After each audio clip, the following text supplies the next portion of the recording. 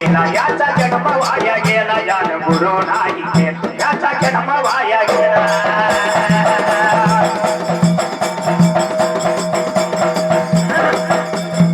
गुरु आहे ज्ञानाचा सागर विद्या दिली तिने मला भरपूर वरद हस्त ठेविला मंत्र कानात फुकला ज्ञान गुरु नाही केला याचा जन्म वाया गेला ज्ञान गुरु नाही केला याचा जन्म वाया गेला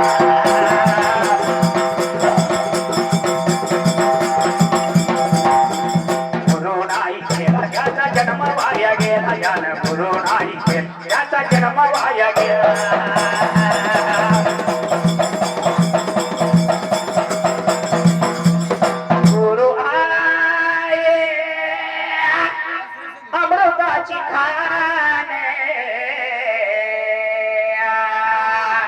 म्हणून तर मिळतो आम्हाला जगात मान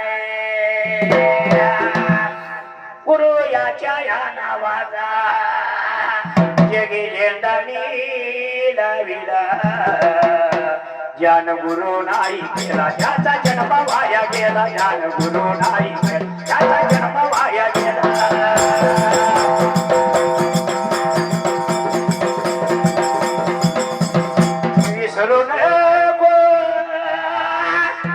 आई बापाला विद्या दिल्या तुझ्या गुरुला आई बापाला विसरलं तर जगात कोण नाही 33 कोटी देवाला विसरण्यासारखं आहे गुरु सुद्धा आई वडिलांसारखा गुरु सुद्धा आई वडिलांसारखा आहे आई बापाला विसरायचं नाही गुरुला विसरायचं नाही 3 गोष्टी ज्यानं पाळल्या त्याला जगात झेंडा लागतोय बरं का आई वडील आणि गुरु माणसाला गुरु किती मोफत मला तरी एक माहिती आहे बाबा हा हाय हाय जोड 3.5 गुरु आहेत माणसाला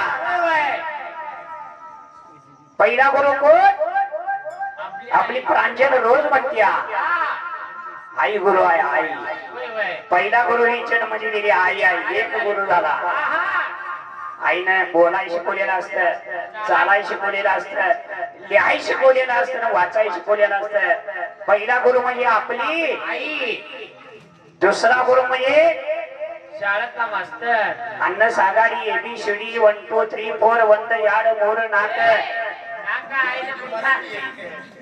मराठीत सांगायचं याला म्हणायचं दुसरा गुरु तो शाळेतला मास्तर बरोबर आहे आणि तिसरा गुरु म्हणजे माझ्या रावण अण्णासारखा माझ्या वाक्षे महाराजांचा सारखा मुळे महाराजांच्या सारखा आणि आपल्यासारखा ज्यानं वज्रास्त्र ठेविला कानात मंत्र फुकला तिसरा गुरु अर्धा गुरु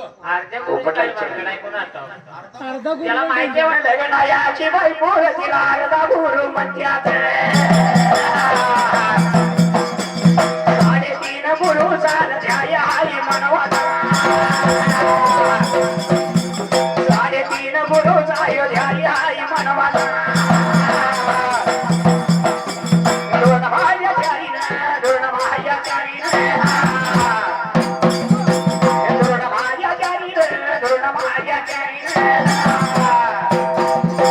गाय एक नावी मागोडवर गाय एक नावी मागोडवर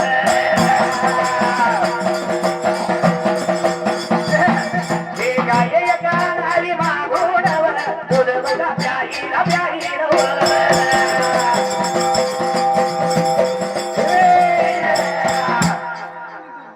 द्रोणाचार्यानं आपल्या गुरुवंतकडून एक गाई तर मागून आणावी पोराला दूध प्यायला द्रौपद राजाकडे गेला आणि द्रौपद राजा फार मोठा सावकार झाला होता सावकार गडी होता सावकाराला गरीब कळत नाही हो कशाला दात येते हो हे लगा झाली की त्याला बाहेर काढा म्हणला का कुठला कोण आहे तो आणि कशासाठी माझ्याकडे यायला लागला या राजा द्रौपदा मी का तुझा गुरु बनतो आहे अरे गुरु बंधू पाहिला का व्यास महर्षी हे अग्निवेश महर्षी हे आपले गुरु आहेत.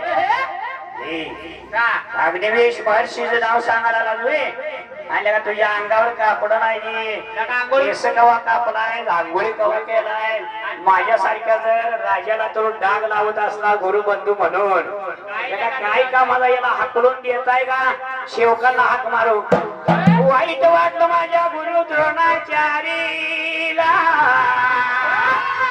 माणसाची परिस्थिती एकदा बिघडली की कोण ओळख देत नाही हो. हाकलून काढलं. होय होय निघून गेला होता हस्तिनपुराला.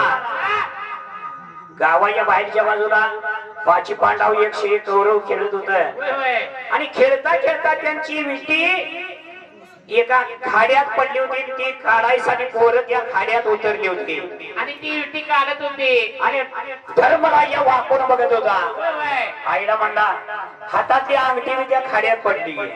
आईला वापरून बघताना अंगठी सुद्धा त्या खाड्यात पडली ती. पोराने विचार केला मनाला, असला गुरु पाहिजे की.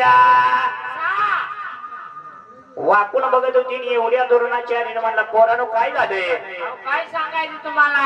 आम्ही खेळताना चिन्नी दांडू विटी ह्या खाड्यात पडल्या होय होय आणि ती विटी पडलेली बघून धर्मराजाच्या अंगठी बी त्यात पडल्या. ती विटी बघायला गेल्यावर अंगठी बी पोटात निघून पडल्या.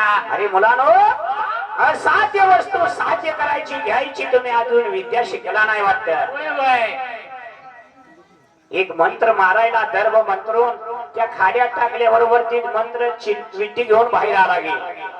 आणि दुसरा एक मंत्र मारला आणि बाण सोडल्याबरोबर तो बाण धर्मराजाच्या अंगठी घेऊन बाहेर आला.